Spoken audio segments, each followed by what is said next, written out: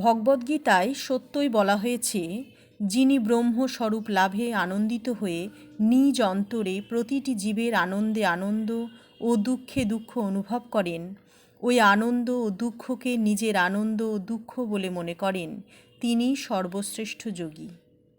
ন শোচতি, তিনি আর শোক করেন না, তবে তিনি প্রতিটি জীবের দুঃখে দুঃখ বোধ করেন। ন দেষ্টি, হিংসা ও ঘৃণা থেকে তিনি মুক্ত। অপূর্ণ বাসনা থেকে ঘৃণা ও হিংসার জন্ম হয়। যিনি তার প্রিয়তমকে সর্বত্র দর্শন করেন, তার হৃদয়ে হিংসার ও ঘৃণার স্থান কোথায়? মনে করো, কোনো লোক একজন সাধুকে আঘাত বা অপমান করল। সাধুর প্রতিক্রিয়া কী হবে? শ্রীমদ্ভাগবতে ভিক্ষাজীবী সন্ন্যাসীর গান এর শ্রেষ্ঠ উদাহরণ। কয়েকজন মূর্খ একজন ভিক্ষাজীবী সন্ন্যাসীকে গুরুতর আঘাত ও অপমান করেছিল।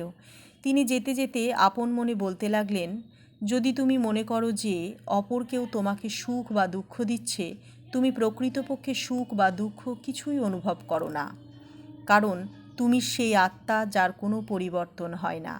তোমার দেহ পরিবর্তনশীল, সেই দেহের সঙ্গে ভুল করে আত্মাকে অবিচ্ছেদ্যভাবে যুক্ত করো।